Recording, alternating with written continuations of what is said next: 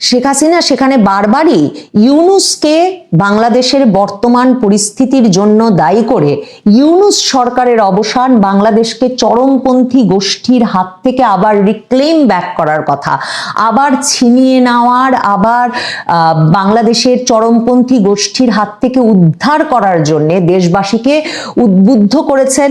তিনি বলেছেন সুনির্দিষ্টভাবে ফরেন করেসপন্ডেন্স ক্লাবের এই অনুষ্ঠানে যে বাংলাদেশের জনগণের উদ্দেশ্যে তিনি বলেছেন যে বাংলাদেশের সাহসী জনগণ, বাংলাদেশের সাহসী নারী পুরুষ, আপনাদের সাথে আন্তর্জাতিক সম্প্রদায় আছে। সকল জল্পনার অবসান ঘটিয়ে 23 তারিখ দিল্লির ফরেন করেসপন্ডেন্স ক্লাবের মত বিনিময় সভায় ঘর উপচে পড়া সাংবাদিকদের সামনে যে মত বিনিময় সভা, সেখানে বাংলাদেশের সাবেক প্রধানমন্ত্রী এবং আওয়ামী লীগ সভানেত্রী শেখ হাসিনা অডিও বার্তা নিয়ে উপস্থিত হয়েছিলেন। সেই অডিও বার্তায় তিনি বাংলাদেশের নারী পুরুষ, বাংলাদেশের সাহসী নারী পুরুষ, খেটে খাওয়া সৎ মানুষদের উদ্দেশ্যে বাংলাদেশকে ফেরত নেওয়ার জন্যে যে অন্ধকারতম সময় বাংলাদেশ পার করছে, যে নৈরাজ্যকর পরিস্থিতি বাংলাদেশ পার করছে, যে রক্তাক্ত অধ্যায় বাংলাদেশ পার করছে, এই শব্দগুলো নানাভাবে তিনি ব্যবহার করে বলেছেন যে এই ডার্কেস্ট আওয়ার পার করে বাংলাদেশকে আবারও সমৃদ্ধির পথে, উন্নয়নের পথে নিয়ে যাওয়ার জন্যে বাংলাদেশের জনগণের উদ্দেশ্যে তিনি 5 দফা বাস্তবায়নের ডাক দিয়েছেন। তিনি 5 দফা অ্যাকশন পয়েন্ট ঘোষণা করেছেন। তিনি বলেছেন যে বাংলাদেশটা একটা রীতিমতো বাংলাদেশের রক্তক্ষয় হচ্ছে, Bangladesh is bleeding and on edge of abyss, মানে একেবারে ধ্বংসের দ্বার প্রান্তে পৌঁছে গেছে বাংলাদেশ। শেখ হাসিনা এই অনলাইন অডিও বার্তায় বলেন যে বাংলাদেশের এমন একটা বিপর্যস্ত অবস্থা, রক্ত ঝরছে বাংলাদেশের, এবং মনে হচ্ছে বাংলাদেশ তার ইতিহাসের সবচেয়ে ভয়াবহ দুঃসময়টা এই সময়ে পার করছে। এবং তিনি বলেন যে যেই বাংলাদেশ একটা গৌরবময় মুক্তিযুদ্ধের মাধ্যমে স্বাধীনতা অর্জন করেছিল, সেই বাংলাদেশ এখন ভয়াবহভাবে বিপর্যস্ত, ক্ষতবিক্ষত হচ্ছে চরমপন্থী সাম্প্রদায়িক গোষ্ঠী এবং বিদেশি অপশক্তির অনুচরদের দ্বারা। তিনি সরাসরি তার পুরো বক্তৃতায় অন্তর্বর্তীকালীন সরকারের প্রধান ডক্টর মোহাম্মদ ইউনূসকে দায়ী করেছেন। ডক্টর মোহাম্মদ ইউনূসকে তিনি তার বক্তব্যে বাংলাদেশের এই দশার জন্য দায়ী করেছেন। শুধু তাই নয়, তিনি তাকে সুদখোর, অর্থ জালিয়াতিকারী, লুটপাটকারী, দুর্নীতিবাজ এবং ক্ষমতালোভী, বিশ্বাসঘাতক, দেশদ্রোহী হিসেবে উল্লেখ করে বলেছেন যে ইউনূস সরকারের অপসারণ ঘটানোই এখন বাংলাদেশে গণতন্ত্র পুনরুদ্ধার এবং বাংলাদেশকে আবার সঠিক পথে ফিরিয়ে আনার জন্য প্রথম পদক্ষেপ হিসেবে বিবেচিত হতে হবে।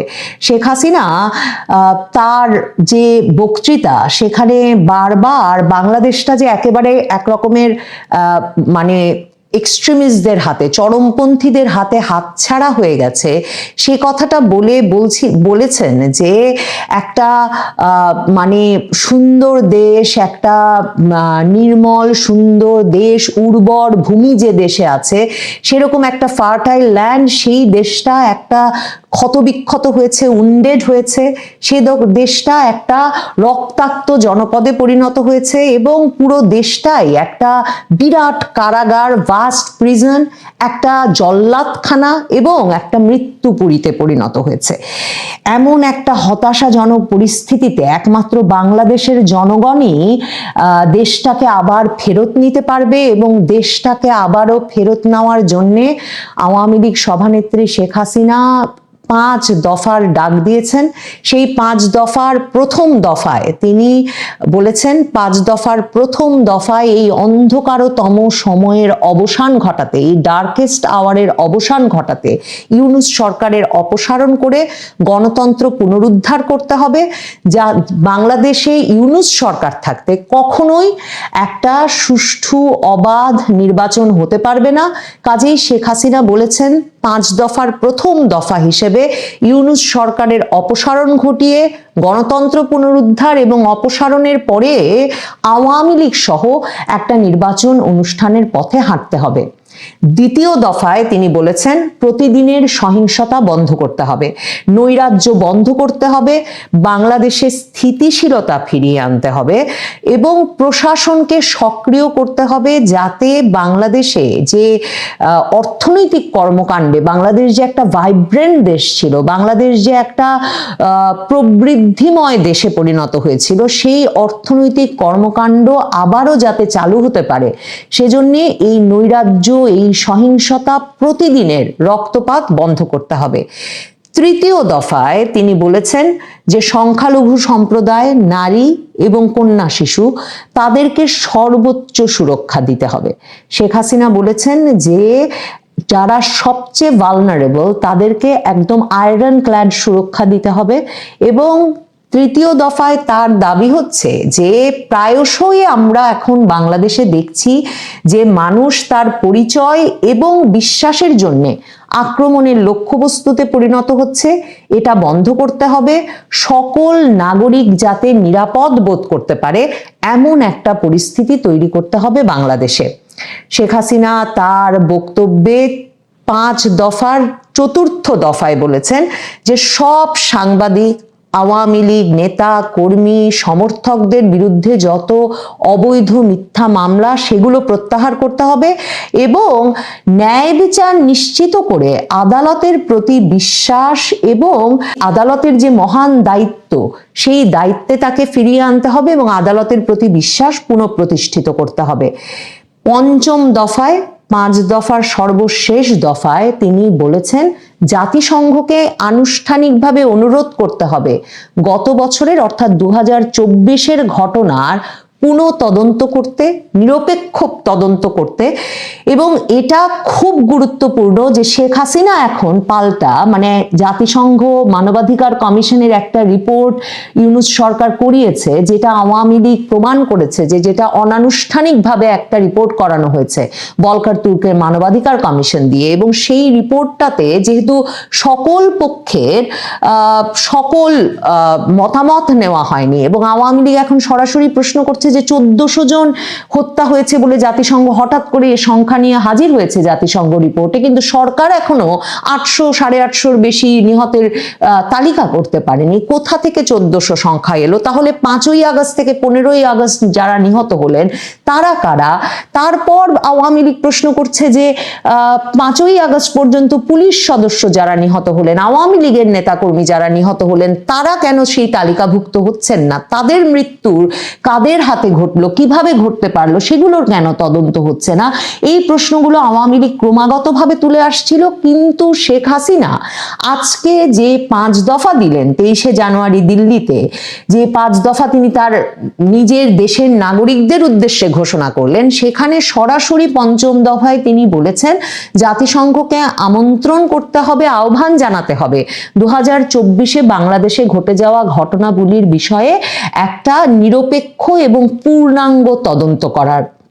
শেখ হাসিনা বলেছেন যে বাংলাদেশের মানুষের পূর্ণাঙ্গ সত্য জানার অধিকার আছে, যাতে আমরা সকলেই আবার একে অপরের সঙ্গে সমঝোতার ভিত্তিতে একরকম সকল ক্ষয়ক্ষতির ধকল সামলে উঠে সামনে অগ্রসর হতে পারি। তিনি বলেছেন রিকনসাইল, হিল, মুভ অন, এই পুরো প্রক্রিয়াটা যাতে সম্পূর্ণ হয় সে কারণে পূর্ণাঙ্গ সত্য জানা অত্যন্ত গুরুত্বপূর্ণ, সেটা উল্লেখ করে শেখ হাসিনা জাতিসংঘকে পূর্ণাঙ্গ তদন্ত করার আহ্বান জানিয়েছেন। শেখ হাসিনা তার বক্তব্যে বলেছেন যে এই যে যেখানেই কান পাতা যায় সেখানেই লোকের এই যে ব্যাপক ধ্বংসযজ্ঞ চলেছে বাংলাদেশে, সেই ধ্বংসযজ্ঞের মধ্যে লোকে কোনো ক্রমে টিকে থাকার জন্য, বেঁচে থাকার জন্য ব্যাপক সংগ্রাম করছে। সেই আর্তনাদ বাংলাদেশের সর্বত্র কান পাতলেই শোনা যাচ্ছে। এবং তিনি বলেছেন যে বাংলাদেশের সর্বত্র লোকে জীবনের জন্য, লোকে একটু স্বস্তির জন্য এখন আর্তনাদ করছে, heart rending screams for relief. এবং শেখ হাসিনা এই তার মানে দিল্লির এই বক্তব্যে, যেই বক্তব্যটা এই কারণে ব্যাপক জল্পনার সৃষ্টি করেছিল যে শেখ হাসিনা কি সত্যি সংযুক্ত হবেন কিনা, কারণ কোনো জনপরিসরে মানে তার নেতাকর্মী সমর্থকদের উদ্দেশ্যে যুক্ত হয়ে কোনো অনলাইন প্ল্যাটফর্মে যুক্ত হয়ে মানে তাদের সঙ্গে কথোপকথন নয়, কিন্তু একটা আনুষ্ঠানিক পরিবেশে একটা পরিকল্পিত অনুষ্ঠানে অতিথি হিসেবে উপস্থিত হয়ে বক্তৃতা দেওয়ার বিষয়টি শেখ হাসিনা প্রথমবারের মতো করলেন। 5ই আগস্টের পর শেখ হাসিনা এই প্রথম জনপরিসরে হাজির হলেন। এটাও অডিও বার্তায় হাজির হয়েছেন, কারণ জানাই যাচ্ছিল যে কিছুতেই তার নিরাপত্তার দায়িত্বে যারা নিয়োজিত তারা কিছুতেই ভিডিও বার্তাকে যথেষ্ট নিরাপদ মনে করছিলেন না। তারা বলছিলেন যে ভিডিও বার্তা থেকে তিনি যদি ভিডিওতে আসেন সেখান থেকে যে কোনো ভাবে যে কেউ হয়তো তার লোকেশন বের করে ফেলতে পারবে, কাজেই তিনি অডিও বার্তাতেই হাজির হয়েছেন। কিন্তু এই যে জনপরিসরে অডিও বার্তা দিয়ে সংবাদ মাধ্যমের সামনে ঘর ভর্তি সাংবাদিক সেখানে উপস্থিত ছিল, এবং দিল্লির ফরেন করেসপন্ডেন্স ক্লাব যেহেতু এটা আয়োজন করেছে, সেখানে ভারতীয় এবং অভারতীয় সাংবাদিক, ভারতের বাইরের সাংবাদিকরা, ভারতে যারা ফরেন করেসপন্ডেন্স তারা উপস্থিত ছিলেন, বিভিন্ন সংবাদ মাধ্যমের শীর্ষস্থানীয় গণমাধ্যমের সাংবাদিকরা উপস্থিত ছিলেন। এই যে ঘর ভর্তি সংবাদ মাধ্যমের সামনে উপস্থিত হয়ে তিনি 5 দফার ঘোষণা দিলেন, শুধু তাই নয়, তিনি তার জনগণের উদ্দেশ্যে অর্থাৎ বাংলাদেশের জনগণের উদ্দেশ্যে এমন একটা সময়ে তার বক্তব্য পৌঁছে দেওয়ার ব্যবস্থা করলেন বা পৌঁছে দিতে বেরিয়ে এলেন মানে এক রকমের জনপরিসরে, যখন বাংলাদেশের সংবাদ মাধ্যমে তার কোনো বক্তব্য বিবৃতির খবর প্রচারের বা তার সম্পর্কে কোনো খবর প্রচারের মানে তিনি যে খবর পৌঁছতে চান তার জনগণের কাছে সেটার কোনো অনুমোদন নাই। ভারতের শীর্ষস্থানীয় গণমাধ্যম, পৃথিবীর বিভিন্ন শীর্ষস্থানীয় গণমাধ্যমের মাধ্যমে জনগণের কাছে পৌঁছানোর একটা তরিকা হিসেবে, একটা উপায় হিসেবে শেখ হাসিনা যে এখন জনপরিসরে হাজির হওয়া শুরু করবেন তার একটা বার্তা পাওয়া গেল দিল্লিতে তার এই অনুষ্ঠানে উপস্থিত হওয়ার মাধ্যমে। শেখ হাসিনা সেখানে বারবারই ইউনূসকে বাংলাদেশের বর্তমান পরিস্থিতির জন্য দায়ী করে ইউনূস সরকারের অবসান, বাংলাদেশকে চরমপন্থী গোষ্ঠীর হাত থেকে আবার রিক্লেম ব্যাক করার কথা, আবার ছিনিয়ে নেওয়ার, আবার বাংলাদেশের চরমপন্থী গোষ্ঠীর হাত থেকে উদ্ধার করার জন্য দেশবাসীকে উদ্বুদ্ধ করেছেন। তিনি বলেছেন সুনির্দিষ্টভাবে ফরেন করেসপন্ডেন্স ক্লাবের এই অনুষ্ঠানে যে বাংলাদেশের জনগণের উদ্দেশ্যে তিনি বলেছেন যে বাংলাদেশের সাহসী জনগণ, বাংলাদেশের সাহসী নারী পুরুষ, আপনাদের সাথে আন্তর্জাতিক সম্প্রদায় আছে। শেখ হাসিনা বিশ্বাস করেন যে বাংলাদেশকে চরমপন্থী গোষ্ঠীর হাত থেকে আবার উদ্ধার করতে বাংলাদেশের জনগণ যদি ঐক্যবদ্ধভাবে আবারও এই 5 দফা বাস্তবায়নে এগিয়ে আসে এবং ঐক্যবদ্ধ হয়, দৃঢ় প্রতিজ্ঞ হয়, তাহলে তারা পাশে আন্তর্জাতিক সম্প্রদায়কে পাবে। শেখ হাসিনা ইউনূসকে, মোহাম্মদ ইউনূসকে মার্ডারাস ফ্যাসিস্ট ইউনূস, খুনে ফ্যাসিস্ট ইউনূস হিসেবে উল্লেখ করে তাকে আগেই বললাম যে তাকে এক রকমের ক্ষমতা লোভী দেশদ্রোহী হিসেবে অভিহিত করে তিনি বলেছেন যে যিনি কিনা পুরোপুরি বাংলাদেশের যে সোল, বাংলাদেশের যে আত্মা, সেই আত্মাটাকে তিনি এক রকমের ক্ষতবিক্ষত করে দিয়েছেন, এবং এই ইউনূস বাংলাদেশকে একটা পুরোপুরি একটা রুক্ষ শুষ্ক মানে দেশে পরিণত করেছেন, যার হাত থেকে বাংলাদেশকে উদ্ধার করতেই হবে। শেখ হাসিনা এই প্রথম দেশবাসীর উদ্দেশ্যে 5 দফার ডাক দিলেন, অ্যাকশন পয়েন্ট ঘোষণা করলেন। সম্ভবত শেখ হাসিনা আওয়ামী লীগ বাংলাদেশের বাইরে থেকেই বাংলাদেশের জনগণকে উদ্বুদ্ধ করার, আন্দোলনের ডাক দেওয়ার এই প্রক্রিয়া 23শে জানুয়ারি 2026 থেকে শুরু করলেন।